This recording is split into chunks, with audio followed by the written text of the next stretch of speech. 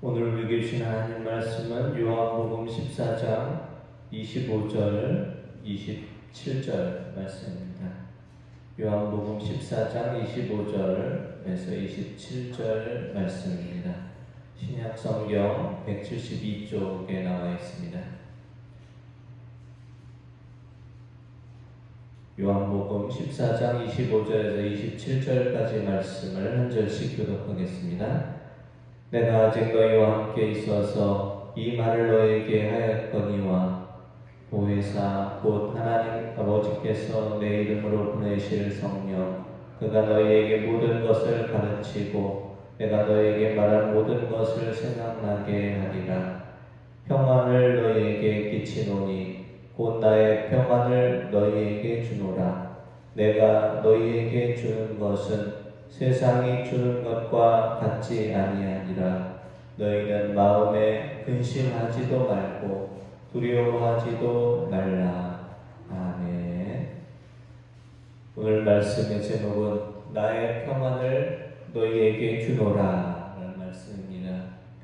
주님께서 제자들에게 평안을 너희에게 주노라 이렇게 말씀하시고, 내가 너희에게 주는 평안은 세상이 주는 평안과 같지 않다 이렇게 말씀하시며, 나의 평안으로 인해서 너희는 근심하지도 말고 두려워하지도 말라 이렇게 말씀합니다. 주님의 평안이 사랑하는 성도님들과 함께 하시기 원합니다. 그래서 근심하지도 않고 두려워하지도 않는 주님의 평안이 가득한 복된 삶을 살아가실 수 있기를 원합니다. 성경에서 가장 많이 나오는 단어는 무엇일까요?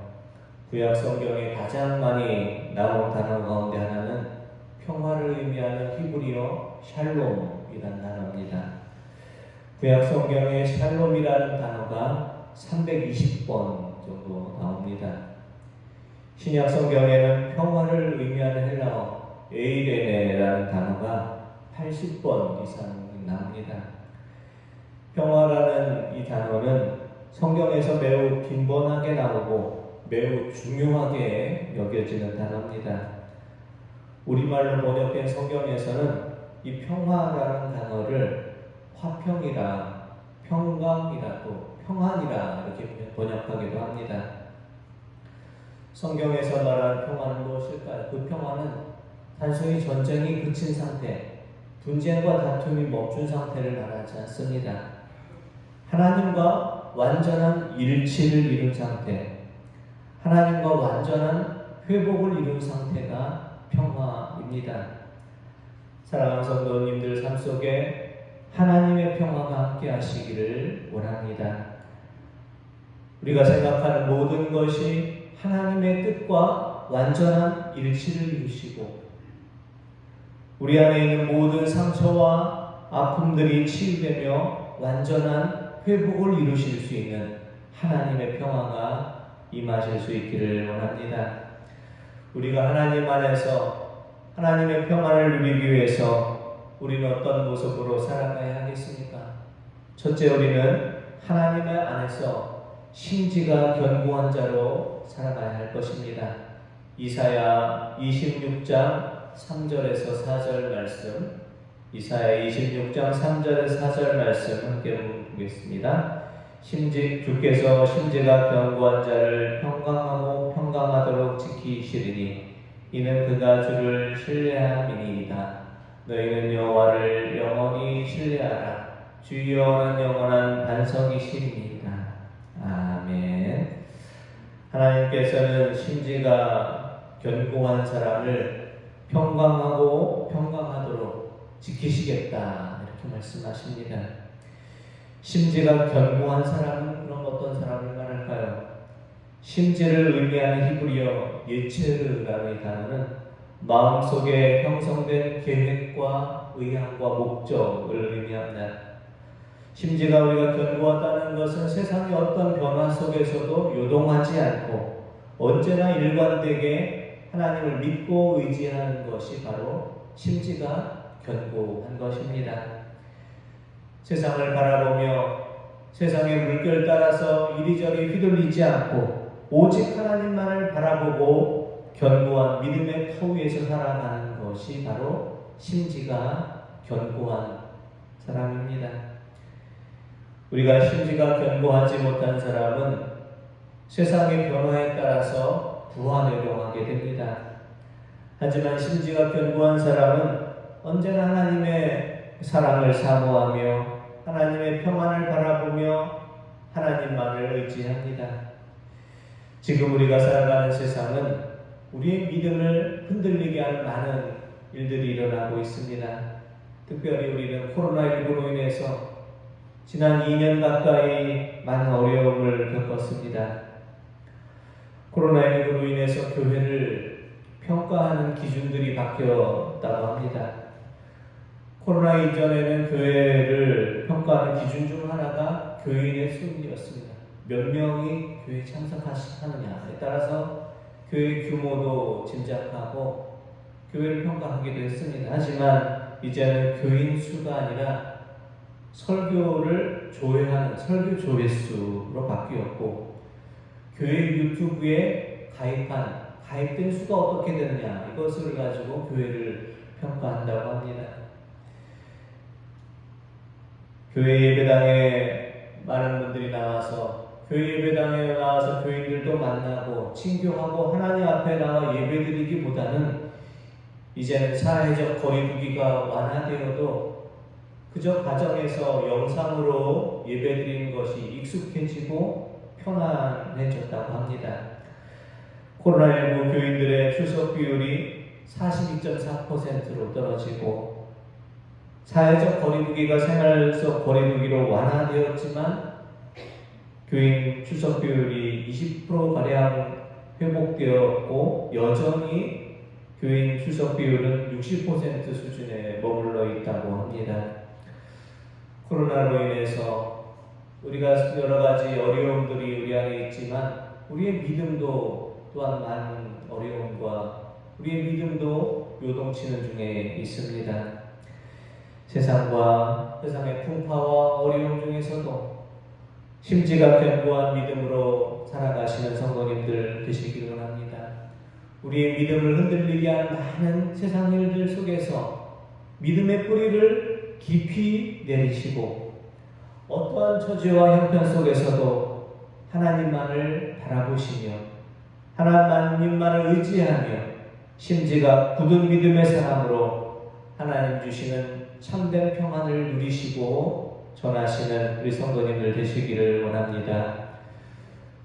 둘째, 하나님의 평안은 누구에게 임할까요? 하나님의 평안은 하나님의 자녀들에게 임하게 됩니다. 에베소서 2장 19절에서 20절 말씀 보겠습니다.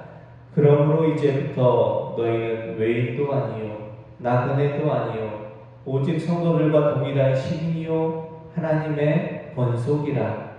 너희는 사도들과 선지자들의 터 위에 세우심을 입은 자라.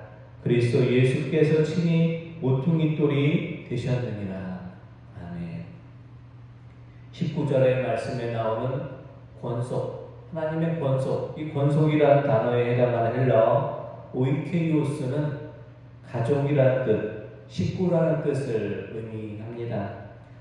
우리는 하나님의 권속, 하나님의 가족, 하나님의 식구입니다. 하나님께서 우리의 영적인 아버지가 되시고 우리의 가장이 되십니다. 부모님들께서 사랑하는 자녀들을 돌보고 아끼고 지켜주는 것처럼 우리의 영적인 아버지 되시는 하나님께서 하나님의 자녀된 우리를 돌보시고 지키시며 평안케 하여 주십니다. 우리가 가장 힘들고 어려울 때 우리에게 가장 큰 힘이 되는 것은 가족입니다. 가족은 서로를 끝까지 책임져주는 존재이기 때문입니다. 미국의 인기 작가 중에 한 사람인 에마 본베크는 가족에 비춰라 라는 책에서 가족에 대해서 이렇게 정의를 내리고 있습니다. 가족, 그것은 우리로 하여금 같은 치약을 쓰게 하고 서로의 샴푸를 나누며 쓰게 하며 아픔을 주기도 하며 또 그 아픔을 달래주기도 하는 울고 웃으며 사랑하게 만드는 작고 신비로운 끈이다. 각자의 방문을 잠그고 살다가도 어려운 고통 앞에서는 모두가 힘을 합쳐 서로를 지켜주며 함께 특별한 삶을 살아가게 하며 우리를 하나로 묶어주는 보이지 않는 끈, 그것이 가족이다.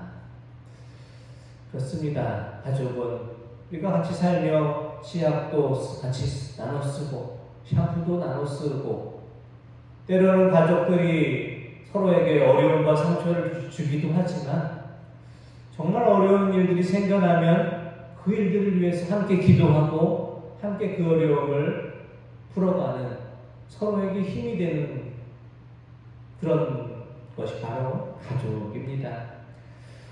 가족은 사랑의 끈으로 서로 연결되어 있는 존재들입니다. 때로는 서로 아픔을 주고 상처를 주기도 하지만 가장 어려울 때 함께 있어주며 서로에게 책임을 져주는 존재입니다. 사도 바울은 19절의 말씀을 통해서 너희는 외인도 아니고 나그네도 아니고 오직 성도들과 동일한 시민이고 하나님의 권속, 하나님의 가족이다. 이렇게 말씀합니다. 평소에는 친하게 지내다가도 어려움이 생기면 흩어져 버리는 관계는 외인과 나그네와 같은 그런 존재에 불과합니다. 하지만 가족은 비록 갈등이 생기더라도 그 갈등과 어려움을 함께하는 사람들입니다. 교회는 바로 하나님의 가족들이 함께하는 곳입니다. 때론 어려운 일로 다투고 때로는 힘들 때도 있지만 우리는 서로를 가장 많이 이해해주고 존중해주고 서로를 믿어주는 하나님의 한 가족이 되어야 합니다. 권속을 의미하는 헬라어 오이케오스의 첫 번째 의미는 서로를 돌봐주다라는 뜻이고 두 번째 의미는 서로를 믿고 존중해주다라는 뜻이 있습니다. 코로나19의 어려움 중에서도 서로를 돌아보며 서로를 믿고 존중해주는 하나님의 가족이 될 수 있기를 원합니다. 함께 주님의 몸된 교회를 이루는 우리는 영적으로 하나의 가족입니다. 하나님의 가족이 되어서 어려울 때 서로 사랑하고 존경하며 함께 주님을 평화를 나누는 우리 모든 성도님들 다 되시기를 원합니다. 하나님의 가족이 되어서 영적인 아버지를 믿고 의지할 때 이와 같은 하나님의 평화가 임하게 됩니다. 시편 125편 1절에서 2절 말씀 보겠습니다. 여호와를 의지하는 자는 시온산이 흔들리지 않고 영원히 있음같도다. 산들이 예루살렘을 두름과 같이 여호와께서 그의 백성을 지금부터 영원까지 두루시리로다. 아멘. 여호와께서 그의 백성을 지금부터 영원까지 둘러싸서 지켜주신다. 하나님께서 하나님의 자녀된 하나님의 가족이 된 우리를 늘 지키시고 인도해 주십니다. 하나님의 가족이 되어 우리의 영적인 아버지가 되신 하나님께서 우리를 둘러싸서 지켜주심으로 흔들리지 않고 견고한 하나님의 평화를 누리시는 하나님의 권속, 하나님의 가족들, 하나님의 자녀들이 되시기를 원합니다. 셋째, 하나님께서 우리 안에 거해 주실 때, 하나님께서 우리 안에 거하실 때 하나님의 평화가 우리에게 임하게 됩니다. 에베소서 2장 21절에서 22절 말씀 함께 보겠습니다. 그의 안에서 건물마다 서로 연결하여 주 안에서 성전이 되어가고 너희도 성령 안에서 하나님이 거하실 처소가 되기 위하여 그리스도 예수 안에서 함께 지어져 가느니라. 아멘. 그렇습니다. 우리 주님의 몸된 교회를 우리는 서로 연결되어서 주님 안에서 우리 안에 하나님께서 거하시는 하나님의 성전이 되어져야 합니다. 우리는 하나님께서 거하시는 처소가 되기 위해서 함께 지어져 가야 합니다. 중요한 단어는 함께라는 말씀입니다. 나에게만 평화가 임하고 나에게만 하나님께서 함께 하시는 것이 아니라 우리 모두에게 함께 하나님의 평화가 임해야 합니다. 지난 21일 한국형 우주발사체 누리호가 발사되었습니다. 누리호의 1차 발사 최종 임무였던 위성모사체의 궤도 진입에는 실패했지만 누리호의 개발로 사실상 세계에서 7번째로 독자 발사체 기술을 보유하는 나라가 됐습니다.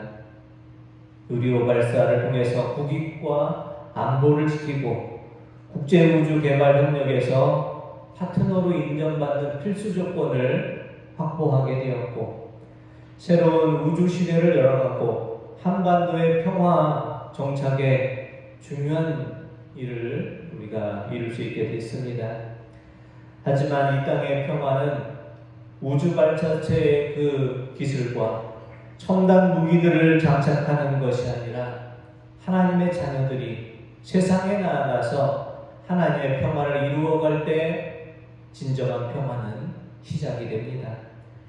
하나님의 사람은 단순히 복음만을 전하는 사람이 아니라 평화롭지 못한 이 세상에 하나님의 평화를 전하고 이루는 사람이고 하나님의 평화를 만들어주는 피스메이커가 되어야 합니다. 알래스카 에스키모인들에게 평화를 의미하는 단어는 원수를 친구로 삼는 것, 이것을 평화를 의미하는 단어로 삼는다고 합니다. 그렇습니다. 때로는 원수처럼 여겨진 사람을 친구처럼 받아들이고 사랑할 때 평화는 시작이 됩니다.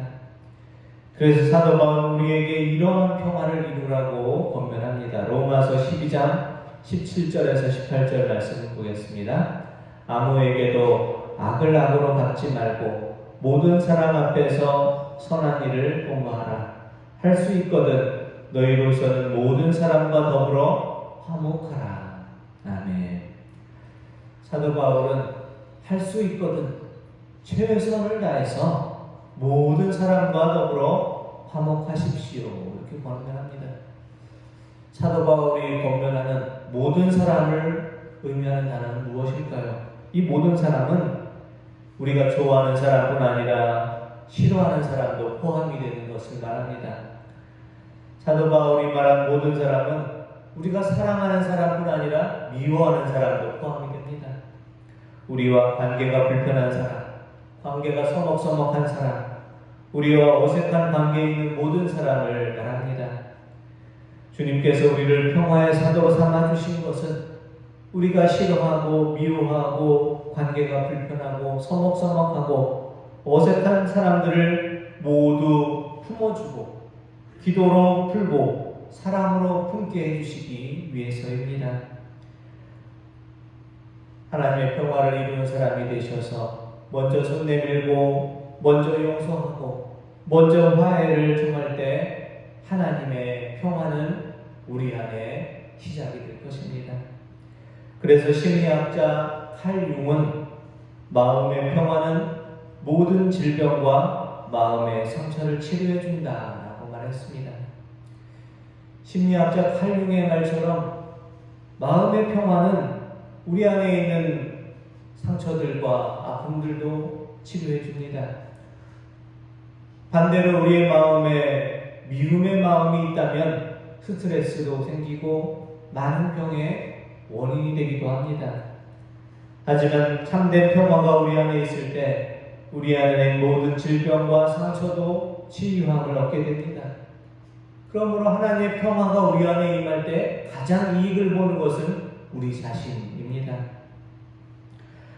하지만 평화를 이룬다는 것, 모든 사람과 평화한다는 것 쉽지 않습니다. 내가 때로는 참아주고 내가 손해도 봐야 되고 먼저 용서하고 먼저 사랑을 이룬다는 것 쉬운 일은 아닙니다. 그래서 주님께서는 산상수훈을 통해서 이와 같이 말씀하셨습니다. 마태복음 5장 9절의 말씀입니다. 화평하게 하는 자는 복이 있나니 그들이 하나님의 아들이라 일컬음을 받을 것이니요. 아멘. 화평을 이루는 자에게 하나님의 복이 임합니다. 그 복은 하나님의 아들, 하나님의 딸이라 불리는 그런 복입니다. 우리가 참기 어려운 일을 참아내고 손해보고 먼저 용서하고 사랑하고 함께 평화를 이루어갈 때 하나님께서는 우리를 향해서 내가 참으로 나의 아들이 맞구나, 내가 바로 나의 딸이 맞구나, 나의 자녀가 맞구나, 이렇게 우리를 하나님의 자녀로 인정해 주실 것입니다. 사랑하는 성도님들의 가정과 모든 삶의 발걸음 위에 하나님의 평화가 함께 하시길 원합니다. 하나님의 사람은 심지가 견고해서 요동하지 않고, 그래서 하나님의 평화가 임하는 사람입니다. 하나님의 자녀가 되고 하나님의 권속이 되셔서 하나님 주신 평안이 우리 안에 함께하기를 원합니다. 우리 마음속에 우리 안에 하나님께서 계시고 우리를 다스려 주심으로 하나님의 평화가 우리 안에 임할 수 있기를 원합니다. 더 나아가 우리가 하나님의 평화를 우리가 누리고 더 나아가 하나님의 평화를 전하는 자가 되기를 원합니다. 평화롭지 못한 이 땅에 평화를 만드는 평화의 사도들이 되시기를 원합니다. 미움이 있는 곳에 사랑을, 상처가 있는 곳에 용서를, 분열이 있는 곳에 일치를, 의심이 있는 곳에 믿음을, 절망이 있는 곳에 소망을, 슬픔이 있는 곳에 기쁨을 심어주시는 평화의 사도로 살아가실 수 있는 우리 모든 성도님들 다 되시기를 원합니다. 기도드리겠습니다. 하나님 아버지, 이 땅을 살아가며 하나님께서 주시는 하나님의 평화, 세상이 알지 못하고 줄 수 없는 하나님의 평화를 누리며 전하며 살아갈 수 있기를 원합니다. 전적으로 하나님을 신뢰하는 심지가 굳은 믿음으로 살게 하시고 하나님의 자녀, 하나님의 권속이 되게 하여 주셔서 하나님의 평화를 누리게 하시고 함께 하나님의 성전을 이름으로 하나님께서 우리 안에 거하심으로 하나님의 평화를 누리게 하여 주시옵소서. 평화롭지 못한 이 땅에 평화의 사도로 저희를 부르신 그 뜻을 쫓아서 미움이 있는 곳에 사랑을, 상처가 있는 곳에 용서를, 분열이 있는 곳에 일치를, 의심이 있는 곳에 믿음을, 절망이 있는 곳에 소망을, 슬픔이 있는 곳에 기쁨을 심는 평화의 사도로 살게 하여 주시옵소서. 예수 그리스도의 이름으로 기도드립니다. 아멘.